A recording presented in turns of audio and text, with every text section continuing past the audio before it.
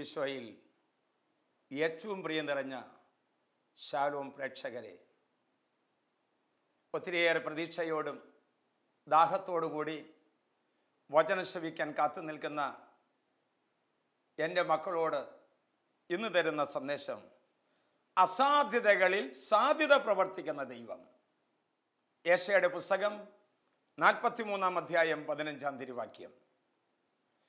ഇസ്രായേലിൻ്റെ സൃഷ്ടാവും നിങ്ങളുടെ രാജാവും പരിശുദ്ധനുമായ കർത്താവാണ് ഞാൻ. സമുദ്രത്തിൽ വഴിവെട്ടുക, പെരുവെള്ളത്തിൽ പാതയൊരുക്കുന്നവനാണ് നമ്മുടെ കർത്താവ്. എന്ന് പറഞ്ഞാൽ എല്ലാം കഴിഞ്ഞുപോയി, ഇനി വളർച്ചയില്ല, ഇനി വിജയമില്ല, ഇനി പുരോഗതിയില്ല, ഇനി സന്തോഷമില്ല എന്ന് വിധി എഴുതിയവരോട് ദൈവമായ കർത്താവ്, സഹോദര സഹോദരി, നിന്നോട് പറയുന്നു, സമുദ്രത്തിൽ വഴിവെട്ടാൻ കഴിയുന്ന ഒരു കർത്താവ്, പെരുവെള്ളത്തിൽ പാതയൊരുക്കാൻ കഴിയുള്ള കർത്താവ് ഇതാ നിന്റെ അടുത്ത് വന്ന് നിന്നെ ശക്തീകരിക്കുകയാണ്, നിന്നെ അനുഗ്രഹിക്കുകയാണ് ചെയ്യുന്നത്. ആരും തകർന്നു പോകരുത്. വഴി അടഞ്ഞു പോകുമ്പോൾ ഒരു വഴി തുറന്നു തരുന്ന കർത്താവ്, എല്ലാ വഴികളും അടയുമ്പോൾ ഒരു പുതിയ വഴി തുറന്നു കൊടുക്കുന്ന കർത്താവിനെ ഞാൻ കണ്ടുമുട്ടിയിട്ടുണ്ട്. ജെറൂസലമിൽ കണ്ടുമുട്ടിയിട്ടുണ്ട്, ജെറൂസലമിൻ്റെ അൾത്താരിൽ കണ്ടുമുട്ടിയിട്ടുണ്ട്. ഏതാനും നാളുകൾക്ക് മുമ്പ് ജെറൂസലം വചന കൂടാരത്തിൽ അങ്കമാലിൽ നിന്നും കടന്നു വന്ന റിൻസി ബിനു ദമ്പതികളുടെ ഒരു ജീവിത സാക്ഷ്യം. 3 വർഷങ്ങളുടെ കാത്തിരിപ്പിന് ശേഷം ദൈവമായ കർത്താവ് ഒരു കുഞ്ഞിനെ നൽകി. 2-ാം മാസത്തിൽ ഡോക്ടറുടെ പരിശോധനയിൽ അവർ തിരിച്ചറിഞ്ഞു, ആ കുട്ടിക്ക് ഒരു കിഡ്നിയേ ഉള്ളൂ. അബോർട്ട് ചെയ്യാനായിട്ട് നിർബന്ധിച്ചു. അവർ പറഞ്ഞു അത് ചെയ്യില്ല. ഡോക്ടർമാർ പറഞ്ഞു ആ കുഞ്ഞ് വളർന്നാൽ അതൊരു മന്ദബുദ്ധിയായിരിക്കും, ശരീര വൈകല്യങ്ങൾ ഉണ്ടായിരിക്കും, വളർച്ച ഉണ്ടാകില്ല, പല പ്രതികൂലങ്ങളുടെ മുമ്പിലേക്ക് നിരത്തി വെച്ചു. അവർ പറഞ്ഞു ദൈവം തന്ന കുഞ്ഞിനെ ദൈവം പരിപാലിക്കും. ഹൃദയം നിറയെ കദരവുമായി, ജീവിതത്തിൽ ഭാരവുമായി കൊണ്ടാണ് ഒരു വേള ജെറൂസലം വചനക്കൂടാരത്തിലേക്ക് റിൻസിയും ബിനുവും കടന്നു വരുന്നത്. അവിടെ കണ്ണുകളിൽ ദുഃഖമുണ്ട്, പക്ഷെ നിരാശ കണ്ടില്ല. അവിടെ ജീവിതം മുഴുവൻ കദരപൂർണമാണെങ്കിലും അവർ പുഞ്ചിരിക്കാൻ ശ്രമിക്കുന്നുണ്ട്. വിവരങ്ങൾ അന്വേഷിച്ചു. അവർ പറഞ്ഞു, അവിടെ ആഗ്രഹം ഞാൻ മനസ്സിലാക്കി. ഞാൻ പറഞ്ഞു ദൈവം തന്ന കുഞ്ഞിനെ ഒരു കുറവും കൂടാതെ അതിനെ വളർത്തിക്കൊള്ളും, ദൈവം കാത്തു പരിപാലിക്കും. ദൈവത്തിൽ വിശ്വസിച്ച് നിങ്ങൾക്ക് ഒന്നും സംഭവിക്കാനില്ല, ആ കുഞ്ഞ് ദൈവം വളർത്തിക്കൊള്ളും. അങ്ങനെ ആ കുഞ്ഞ് വളർന്നു. ഡോക്ടർമാർ പറഞ്ഞു ഞങ്ങൾക്ക് അതിനകത്ത് പ്രത്യേകിച്ചൊന്നും ചെയ്യാനില്ല. കുഞ്ഞ് വളർന്നു, കുഞ്ഞിന് ജന്മം നൽകി. എൻ്റെ പ്രിയപ്പെട്ടവരെ, ജനിച്ചു കഴിഞ്ഞപ്പോൾ ഡോക്ടർമാരുടെ പരിശോധന മനസ്സിലായി, നല്ല ഭംഗിയുള്ള ഒരു പെൺകുഞ്ഞ്, ഒരു മാലാഖ കുഞ്ഞ്. പക്ഷേ അവൾക്ക് ഒരു കിഡ്നിയേ ഉള്ളൂ. ഡോക്ടർ പറഞ്ഞു കുഴപ്പമില്ല, സാരമില്ല, ഒരു കിഡ്നി ഉണ്ടെങ്കിലും ഈ കുഞ്ഞിന് ഒരു അംഗവൈകല്യം കൂടാതെ സുന്ദരിയായ ഒരു കുഞ്ഞിനെ ദൈവം നൽകിയില്ലേ.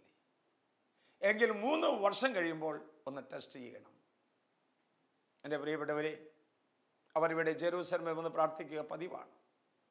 ഓരോ മാസാദി ശനിയാഴ്ചകളിലും രോഗികൾക്ക് വേണ്ടി നടത്തുന്ന പ്രാർത്ഥനയിൽ ഈ കുഞ്ഞിനെയും കൂട്ടിക്കൊണ്ട് റിൻസിയും ബിനുവും ഇവിടെ എത്തുക പതിവായിരുന്നു. അങ്ങനെ 3 വർഷം കഴിഞ്ഞു. അമൃത ആശുപത്രിയിലേക്ക് പരിശോധനയ്ക്ക് കൊണ്ടുപോയി. ഒരു പ്രത്യേകമായ സ്കാനിങ് ആണ്, DMSA എന്നാണ് അവർ അന്ന് അവിടെ സാക്ഷ്യം നൽകിയത്. അവർ അവിടുത്തെ സ്കാനിങ്ങിന് റിപ്പോർട്ടുമായിട്ട് ഇവിടെ കടന്നു വന്നു. എൻ്റെ പ്രിയപ്പെട്ടവരെ, 3 വർഷക്കാലം ആ ശരീരത്തിൽ മറഞ്ഞിരുന്ന കിഡ്നി ഇതിൻ്റെ പ്രത്യേകമായ സ്കാനിങ്ങിൻ്റെ സമയത്ത് ആ കിഡ്നി ആ ശരീരത്തിൽ പ്രത്യക്ഷപ്പെട്ടിരിക്കുന്നതായിട്ടാണ് വൈദ്യശാസ്ത്രം കണ്ടുപിടിച്ചത്. Praise the Lord, praise the Lord. നിന്റെ വഴി മുട്ടി എന്ന് പറയുന്ന സമയത്ത് ദൈവം ഇത് വഴി തുറന്നു തരികയാണ്. ദൈവം നമ്മെ ഉപേക്ഷിക്കുകയില്ല. ദൈവം കരുണാമയനാണ്. ആരൊക്കെ വിശ്വാസത്തോടെ ദൈവമേ എന്ന് പറഞ്ഞുകൊണ്ട് അവൻ്റെ കണ്ണും കൈയും സ്വർഗത്തിലേക്ക് ഉയർത്തുന്നുവോ, അവൻ്റെ മുമ്പിൽ ഞാൻ ഇവിടെയുണ്ട്. മൂശയോട് എന്നതുപോലെ ഞാൻ നിന്നോട് കൂടെ ഉണ്ടായിരിക്കും. ജോഷുവ, ധൈര്യമായി മുന്നോട്ട് നീങ്ങുക. നിന്റെ വിജയകരമായ വലത് കൈ ഞാനാ പിടിച്ചിരിക്കുന്നത്. സംഭ്രമിക്കേണ്ട, ഭയപ്പെടേണ്ട. ഞാൻ നിന്നെ സഹായിക്കും, ഞാൻ നിന്നെ സംരക്ഷിക്കും. ഏതാനും നാൾ മുമ്പ് ഒരു പുസ്തകം വായിക്കാനിടയായി.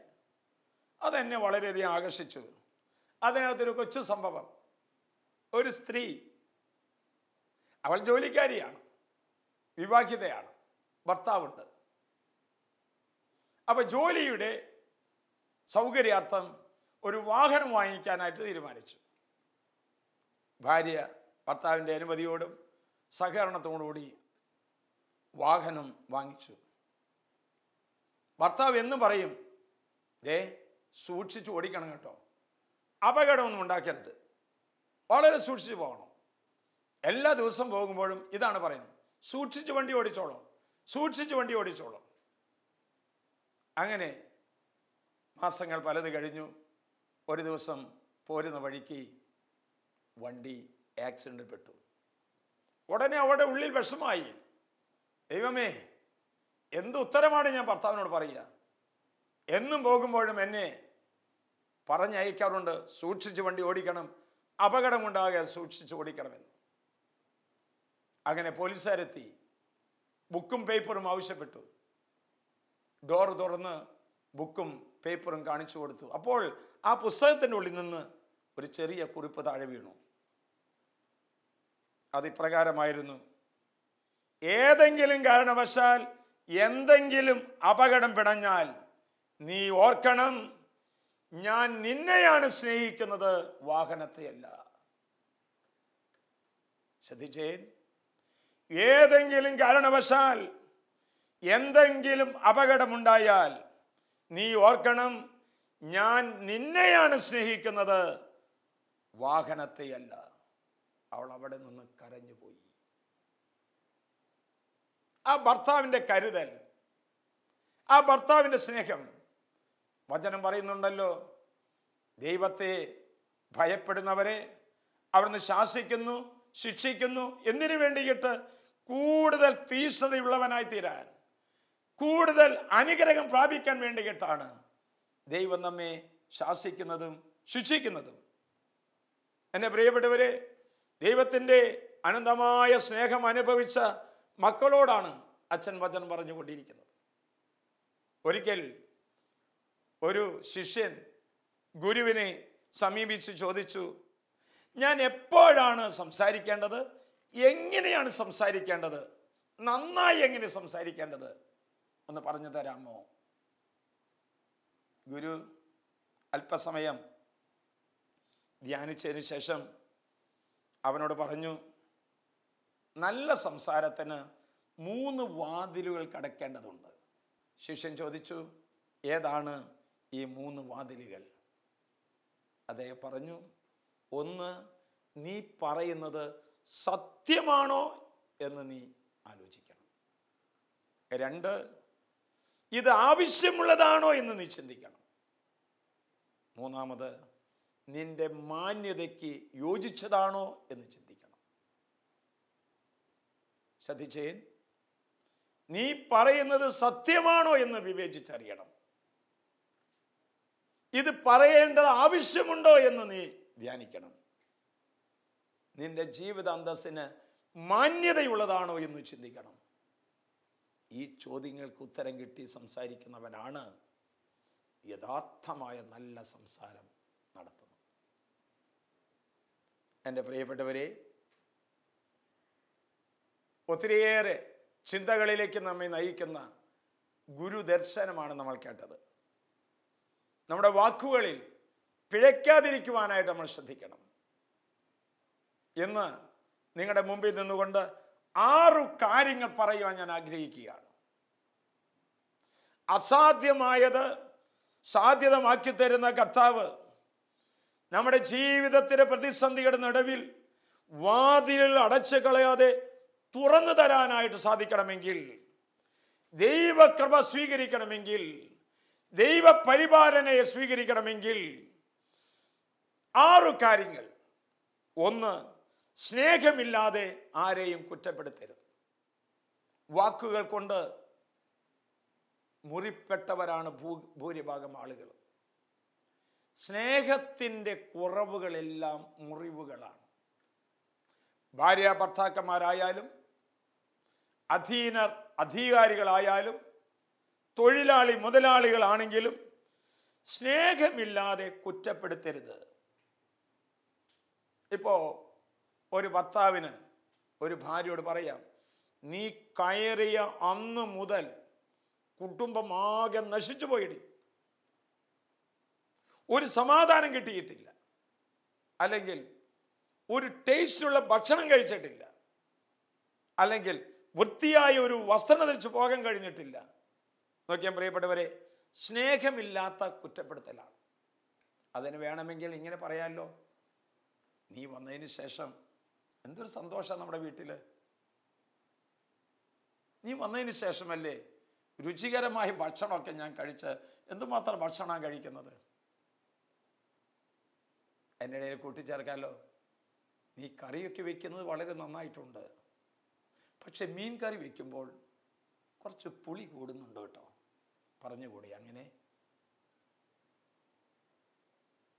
അപ്പാടെ തകർത്ത് കളയാതെ ഉള്ളതിനെ അംഗീകരിച്ച് ഇല്ലാത്തതിനെ വളർത്തണം. അതാണ് പറഞ്ഞു വന്നത്. സ്നേഹമില്ലാതെ കുറ്റപ്പെടുത്തരുത്. സങ്കീർത്തനം 34:13 നാം വായിക്കുന്നു, തിന്മയിൽ നിന്ന് നാവിനെയും വ്യാജഭാഷണത്തിൽ നിന്ന് അധരത്തെയും സൂക്ഷിക്കുക. നമ്മുടെ നാവ്, നമ്മുടെ അധരങ്ങൾ ശ്രദ്ധിക്കാൻ. സ്നേഹമില്ലാതെ കുറ്റപ്പെടുത്തരുത്. 2, ക്ഷമ കാട്ടാതെ സ്വയം നീതീകരിക്കരുത്. നമ്മൾ ക്ഷമ കാണിക്കണം, ക്ഷമിക്കണം, പൊറുക്കണം. അത് ദൈവകൃപയുണ്ടായാലാണ് സാധിക്കുക. ദൈവപരിപാലനയിൽ വിശ്വാസം ഉണ്ടായാലാണ് സാധിക്കുക. വിശുദ്ധനായ ചാവറ പിതാവ് പറയുന്ന ഒരു കൊച്ചു സൂക്തം ഓർമ്മിക്കുന്നുണ്ട്. പകരം വീട്ടാൻ ഏതു മൃഗത്തിനും സാധിക്കും, ക്ഷമിക്കാനും പൊറുക്കാനും കഴിയുന്നത് സുഹൃതം നിറഞ്ഞ ഒരു മനുഷ്യന് മാത്രമേ സാധിക്കൂ. ക്ഷമിക്കാൻ, പൊറുക്കാൻ കഴിയണം. ക്ഷമ കാട്ടാതെ സ്വയം നീതീകരിക്കരുത്.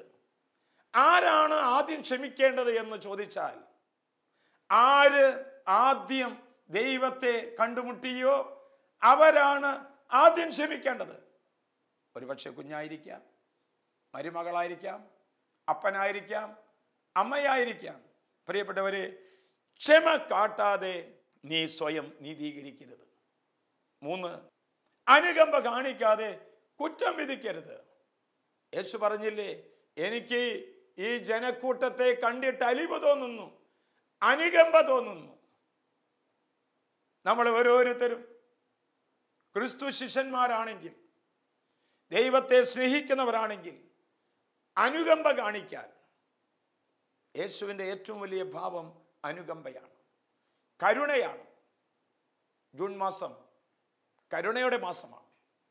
യെരൂശലേം വചന കൂടാരത്തിൽ അനേകം പാവപ്പെട്ടവരെ, നിർധനരായവരെ, അതുപോലെ തന്നെ കൈയും കാലും നഷ്ടപ്പെട്ടു പോയവരെ, തളർവാദ രോഗികളെ ഒരു നാൾ കൂട്ടിക്കൊണ്ടുവന്ന് അവർക്ക് വചന സന്ദേശം നൽകി, വിശുദ്ധ ബലി അർപ്പിച്ച് സ്നേഹവിരുന്ന് നൽകി ഒരു കൊച്ചു സമ്മാനവുമായി ഇവിടെ നിന്ന് പറഞ്ഞയച്ച ദിവസം എൻ്റെ ജീവിതത്തിൽ കുളിർമഴ പെയ്ത ദിവസമായിരുന്നു. 250 ഇടവകകളിൽ നിന്നായി 260 പേരെ കൂട്ടിക്കൊണ്ടുവന്ന് അവർക്ക് കൊച്ചു സ്നേഹ സമ്മാനവും നൽകി പോകുന്ന സമയത്ത് ഒരപ്പച്ചൻ വന്ന് പറഞ്ഞു, അച്ഛാ, ഇതുപോലൊരു ജീവിതം ഞങ്ങൾക്കുണ്ടായിട്ടില്ല. മരുന്ന് വാങ്ങിക്കാൻ പണമില്ല, മക്കൾക്ക് സ്കൂളിൽ പോകാൻ പണമില്ല. ഈ കൊച്ചു സഹായം സ്വർഗത്തിൻ്റെ സമ്മാനമാണ്. ചിയാരത്ത് നിന്ന് വന്ന നിഖിൽ സഹോദരൻ എന്നോട് പറഞ്ഞു, ഞങ്ങൾ ഒരിക്കലും ഞങ്ങളുടെ ചുറ്റുമുള്ള ഞങ്ങളെപ്പോലെ സഹിക്കുന്ന മക്കളെ കണ്ടിട്ടില്ല. അച്ഛൻ ഇങ്ങനെ ഒരു ദിവസം ഈ തിരുഹൃദയ മാസത്തിൽ ഒരിക്കലും ഓർത്ത് ഞങ്ങൾക്ക് ഒത്തിരി നന്ദിയുണ്ട്. നടക്കാൻ പറ്റാത്തവർ, എഴുന്നേറ്റ് നിൽക്കാൻ പറ്റാത്തവർ, മരണവുമായി മല്ലടിക്കുന്നവർ, ക്യാൻസർ രോഗികൾ, കിടപ്പ് രോഗികൾ എന്ന് വേണ്ട ഹതഭാഗ്യരായ മക്കളോട് യേശു ഒന്നേ പറയുന്നുള്ളൂ: കരുണ കാണിക്കുക, അനുകമ്പ കാണിക്കുക. അനുകമ്പ കാണിക്കാതെ ആരെയും കുറ്റപ്പെടുത്തരുത്. നാലാമതായി, മനസ്സിലാക്കാതെ നിരോധിക്കരുത്. വേണ്ട, ചെയ്യരുതെന്ന് പറയാൻ വളരെ എളുപ്പമാണ്. ആദ്യം നിരീക്ഷിക്കുക, പിന്നീട് നിയന്ത്രിക്കുക, എന്നിട്ടേ നിരോധനാജ്ഞ ഉണ്ടാക്കാൻ പാടുള്ളൂ. ആദ്യം കാര്യങ്ങൾ എങ്ങനെയാണ് നടക്കുന്നത് നിരീക്ഷിക്കണം. നീ പോയി അറിയണം, പഠിക്കണം. നിയന്ത്രിക്കാൻ സാധിക്കുമെന്ന് നീ ആലോചിക്കണം. നിന്റെ സഹപ്രവർത്തകർ ഒരുമിച്ച് എന്നിട്ടേ ഒരു നിരോധന ആജ്ഞ പുറപ്പെടുവിക്കാൻ പാടൂ. എങ്കിൽ മാത്രമേ ദൈവാനുഗ്രഹം അതിലേക്ക് കടന്നു വരിക. മനസ്സിലാക്കാതെ നിരോധിക്കൽ അത് വലിയ പാതകമാണ്. അത് വലിയ വേദന ഉളവാക്കുന്നതാണ്. എൻ്റെ പ്രിയപ്പെട്ടവരെ, മനസ്സിലാക്കാതെ ഏതെങ്കിലും കാര്യങ്ങൾ നിരോധിച്ചു പോയിട്ടുണ്ടെങ്കിൽ കർത്താവിൻ്റെ സന്നിധിയിലിരുന്ന് പൊട്ടിക്കരയാനേ നമുക്ക് സാധിക്കുകയുള്ളൂ. ദൈവത്തിൻ്റെ അനുഗ്രഹം നമ്മിലേക്ക് കടന്നു വരും. മത്തായിയുടെ സുവിശേഷം 5-ാം അധ്യായം 41-ാം വാക്യം: നിങ്ങളുടെ ശത്രുക്കളെ സ്നേഹിക്കുക, നിങ്ങളെ പീഡിപ്പിക്കുന്നവർക്ക് വേണ്ടി പ്രാർത്ഥിക്കുക, അവരെ അനുഗ്രഹിക്കുക, അല്ലാതെ ശപിക്കരുത്. പ്രിയപ്പെട്ടവരെ, മനസ്സിലാക്കാതെ നിരോധിക്കരുത്. 5-ാമതായി, അലിവില്ലാതെ തള്ളിപ്പറയരുത്. നീ മോശപ്പെട്ടവൻ, അറിവില്ലാത്തവൻ, ബുദ്ധിയില്ലാത്തവൻ അങ്ങനെ പറഞ്ഞ് ഒരാളെ തള്ളിപ്പറയരുത്. ഒരുപക്ഷെ നമ്മേക്കാൾ കൂടുതൽ അനുഭവം ഉണ്ടായിരിക്കാം, ഒരുപക്ഷെ നമ്മളെക്കാൾ കൂടുതൽ അറിവുണ്ടായിരിക്കാം, ഒരുപക്ഷെ നമ്മളെക്കാൾ കൂടുതൽ അനുഭവ സമ്പത്തിൻ്റെ ഉടമയായിരിക്കാം. അലിവില്ലാതെ ആരെയും തള്ളിപ്പറയരുത്. അത് നിന്റെ ജീവിതത്തിൽ വേദനകൾ വരുത്തുന്നതാണ്. അവസാനമായി, വീണ്ടെടുക്കാതെ ശിക്ഷിക്കരുത്. വീണ്ടെടുക്കണം. ഒരു ഭാര്യ ഭർത്താവിനെ വീണ്ടെടുക്കണം. എങ്ങനെ വീണ്ടെടുക്കണം? ഒരു പക്ഷേ നിന്റെ ഭർത്താവ് ഒരു മദ്യപാനിയായിരിക്കാം. എങ്ങനെ വീണ്ടെടുക്കണം? ഭർത്താവ് കിടക്കുന്ന സ്ഥലത്ത്, ഭർത്താവ് ഇരിക്കുന്ന സ്ഥലത്ത് നീ എപ്പോഴെങ്കിലും മുട്ടുകുത്തി പ്രാർത്ഥിക്കാറുണ്ടോ? ത്യാഗം ചെയ്ത് പ്രാർത്ഥിക്കാറുണ്ടോ? നിന്റെ മകൻ പഠിക്കുന്നില്ലായിരിക്കാം, പഠിക്ക് എന്ന് പറഞ്ഞ് ശാസിക്കുന്നുണ്ടായിരിക്കാം, ട്യൂഷൻ കൊടുക്കുന്നുണ്ടായിരിക്കാം, എല്ലാ സൗകര്യങ്ങളും ഒരുക്കി കൊടുക്കുന്നുണ്ടായിരിക്കാം. അവനെ എങ്ങനെയാണ് വീണ്ടെടുക്കേണ്ടത്? അവനെ വീണ്ടെടുക്കേണ്ടത് പ്രാർത്ഥന കൊണ്ടാണ്. അവനെ വീണ്ടെടുക്കേണ്ടത് തിരുവചനം കൊണ്ടാണ്. അവനെ വീണ്ടെടുക്കേണ്ടത് ദിവ്യകാരുണ്യം കൊണ്ടാണ്. അവന് വേണ്ടി നീ മുട്ടുകുത്തി ദൈവസന്നിധിയിൽ പ്രാർത്ഥിക്കാറുണ്ടോ? അവനെ ഒരു ധ്യാന കേന്ദ്രത്തിലേക്ക് ധ്യാനത്തിന് പറഞ്ഞു വിടാറുണ്ടോ? അവനെയും കൂട്ടി നീ ദൈവാലയത്തിൽ ബലിയർപ്പിക്കാൻ പോകാറുണ്ടോ? എൻ്റെ പ്രിയപ്പെട്ടവരെ, വീണ്ടെടുക്കണം. മാതാപിതാക്കന്മാർ മക്കളെ വീണ്ടെടുക്കണം. മാതാപിതാക്കന്മാർ ഒരിക്കലും മാറ്റിവെക്കപ്പെടാൻ പറ്റാത്ത ഉത്തരവാദിത്വമാണ് ഒരു അപ്പൻ്റെ അമ്മയുടേത്. ഒരപ്പൻ ഒരമ്മ മകന് വേണ്ടി, ഒരു ഭാര്യ ഭർത്താവിന് വേണ്ടി, ഒരു ഭർത്താവ് ഭാര്യയ്ക്ക് വേണ്ടി എന്തുമാത്രം ത്യാഗം ചെയ്ത് ഉപവസിച്ച് നമ്മൾ പ്രാർത്ഥിക്കുന്നുണ്ടോ, അതിന് അനുഗുണമായിട്ടാണ് അവനെ വീണ്ടെടുക്കാൻ സാധിക്കുന്നത്. തിരുസഭയ്ക്ക് വേണ്ടി നമ്മൾ പ്രാർത്ഥിക്കണം, വൈദികർക്ക് വേണ്ടി പ്രാർത്ഥിക്കണം, ദൈവാലയങ്ങൾക്ക് വേണ്ടി പ്രാർത്ഥിക്കണം, ശുശ്രൂഷകൾക്ക് വേണ്ടി പ്രാർത്ഥിക്കണം, വചന പ്രഘോഷകർക്ക് വേണ്ടി പ്രാർത്ഥിക്കണം. എങ്കിൽ മാത്രമേ വീണ്ടെടുപ്പിന്റെ അനുഭവം നമുക്കുണ്ടായിത്തീരുക. ഒരിക്കൽ കൂടി പ്രിയപ്പെട്ടവരെ, സ്നേഹമില്ലാതെ ആരെയും കുറ്റപ്പെടുത്തരുത്. ക്ഷമ കാട്ടാതെ സ്വയം നീതീകരിക്കരുത്.